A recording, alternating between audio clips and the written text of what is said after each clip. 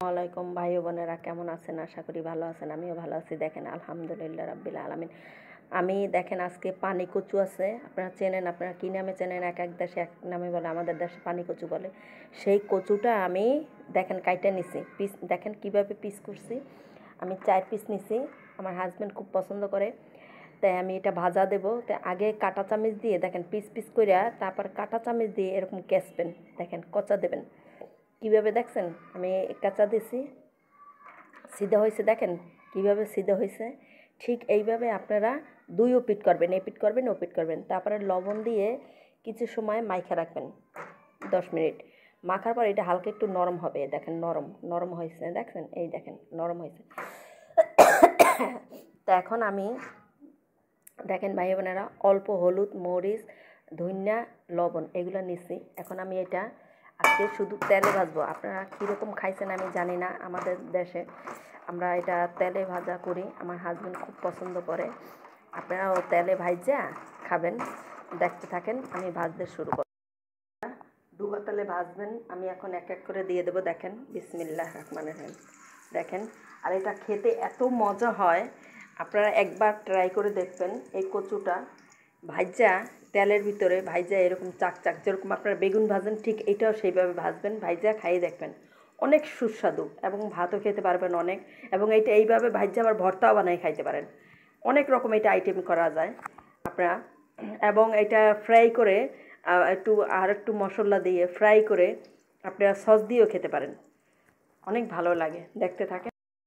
দেখেন ভাই বোনেরা, যখন এটা একটু হালকা বাদামি কালার হবে তখন এই পিঠা আবার উল্টাই দেবেন।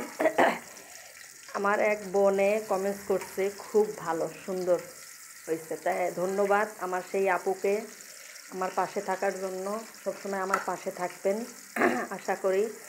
আমার ভাই ও বোনেরা আমাকে খুব ভালোবাসে, এই ভালোবাসা যেন চিরজীবন থাকে, যতদিন বেঁচে থাকি। আর আপনারাও খুব ভালো, আমি আশা করি অনেক ভালো। আপনারা আমার চাইতেও খুব ভালো রান্না করেন এবং ভালো পারেন। আমি কিছুই পারি না হয়তো রান্না বাড়া। যাই হোক, দেখতে থাকেন ভাই বোনেরা দেখতে থাকেন।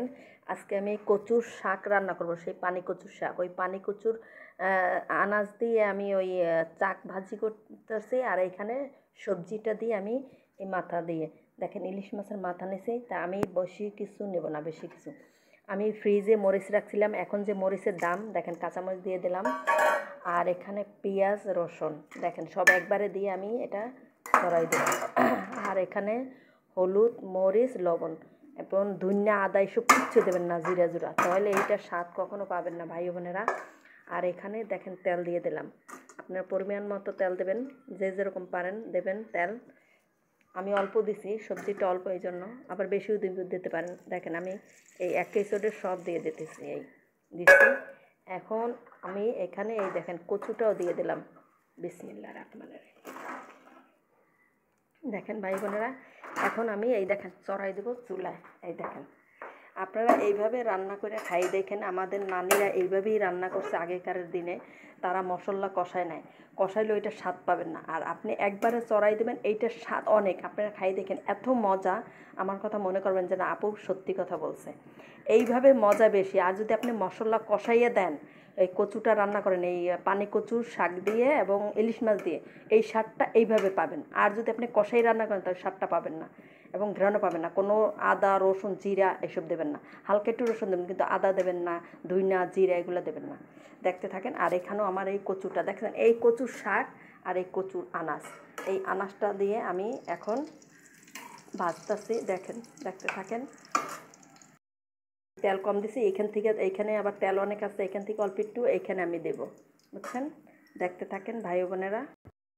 দেখেন ভাই বোনেরা, আমি ডাইকা দিছিলাম, এত সুন্দর ঘ্রাণ বের হয়েছে।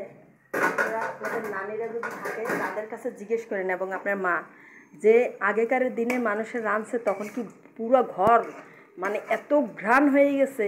আমি যেরকম আজকে রান্তাছি, আপনারা সেইভাবে রান্না করবেন, দেখবেন না আপনাদের ঘর এই ইলিশ মাছের ঘ্রাণে ভরে যাবে, আশেপাশেও ঘ্রাণে ভরে যাবে। মানুষে বলে না যে এখনও স্বাদ নাই, আছে, রাঁধতে জানলে এখনও স্বাদ আছে। আগের মতো আমরা ঠিক রান্না করি, দেখবেন আবার সেই স্বাদটা ফিরে পাবেন। ইলিশ মাছটা এখনও ঘ্রাণ আছে, আমরা সেইভাবে রান্না করি, দেখবেন অনেক ঘ্রাণ। আর আমার এখানে সেই কচুটা এই যে ভাজতেছি, দেখেন কি সুন্দর ভাজা হয়ে যাইতেছে, আপনারা দেখতে থাকেন। আর আপনারা এইভাবে ভাজা খাইয়ে দেখেন, অনেক মজা, এবং আপনার বাচ্চারাও খুব পছন্দ করবে এইভাবে খাওয়াটা। বাচ্চারা বলেন, মুরব্বীরা বলেন, আপনিও ভালো লাগবে খাইতে। একবার খাইয়ে দেখেন। ভাই বোনেরা আমার পাশে থাকবেন সবসময়ের জন্য। আর আমার ভাই বোনেরা, আমাদের মা নানিরা যেরকম রান্না করছে ঠিক সেইভাবেই আমি রান্না করতেছি। এই রান্নাটা আপনারা ট্রাই করে দেখবেন বাসায় বসে, যে কতটা সুস্বাদু হয়।